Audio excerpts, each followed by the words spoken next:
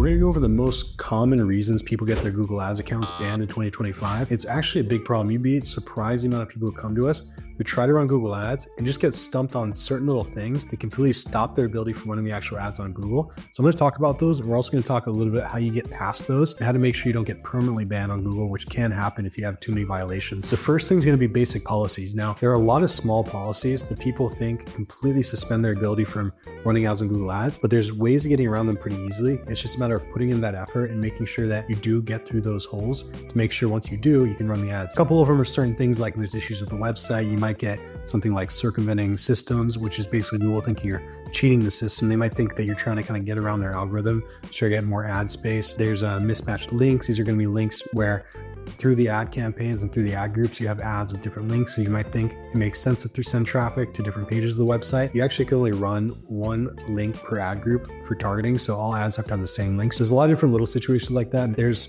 50 plus policies, so I'm not going to rant about each one over and over again. But point being is, if you do get hit with a policy, whether it's mismatched links, circumventing systems, a certain policy that's within your industry too, maybe there's something you can't market for, maybe there's certain terms that you can't say in ads or the actual assets that'll stop you from advertising. Once you take those things out, then you can actually start running ads. If you see these, make sure to look into them, because if you look into them and you see exactly what's causing the issue, there's almost always going to be a way around that policy. I would say maybe 10% of the time is a true issue that takes really, really intense troubleshooting to find loopholes to get around. We have clients all the time who have, products in guns or, maybe a certain medical drug or certain things that Google's usually an absolute no-go to market into. But once we find exactly what's triggering that issue and then how to kind of fly under the radar so Google doesn't exactly know that we're marketing that, even though we are, we'll scale them out to multiple 6 figures per month, where before they couldn't run ads at all. We have some clients where they tried for years to run Google Ads, and then we come in and really just troubleshoot. Sometimes it takes months as well. But once you get past that point and you figure out exactly how to fly under that radar, you can scale the ads and it works. It's just a matter of putting that effort in. Long story short, make sure to check out exactly what's triggering the issue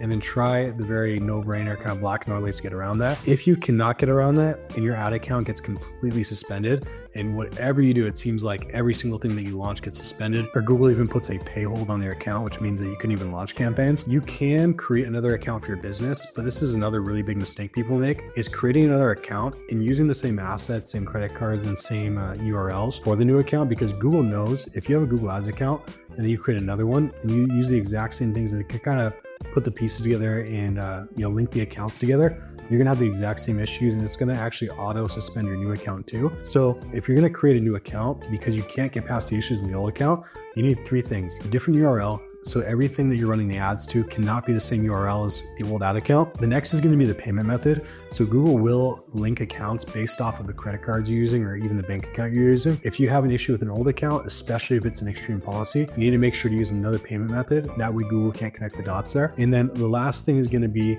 the actual business entity. This was a little bit trickier because if you've done business verification on the old ad account, you really can only do that for one ad account, and your business identity is then going to be locked to that one. You can't really pull it out and then move it to the next one. So the one way we get around this for our clients is we'll actually have them use just an entity they have parked somewhere. They can create a new LLC, whatever it is.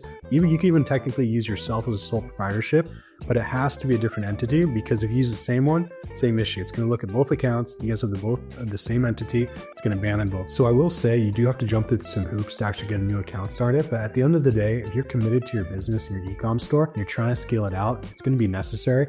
There is a lot of revenue you'll miss out to, especially if you have heavy proof of concept on other channels like Facebook, Instagram. Jump through the hoops, because if you do not do those things, you won't be able to market at all. And don't try to get around it. We've tested extensively. We spent a lot of time and money trying to figure this out. And we found out, if you don't do one of those 3 things, you will get the new account suspended, and it's going to link those other assets that you used with the old account anyways. So then you're going to need a full set of those 3 areas to start the 3rd account. Make sure to do it right the first time, or else you will get kind of screwed over and you won't be able to do that into the 2nd account. If you want more guides and tips on how we get through policies, especially also how we scale Google Ads accounts, make sure to like and subscribe. We constantly put out new content based on the strategies we use every single day to help our clients scale to 6 and 7 figures per month using Google Ads.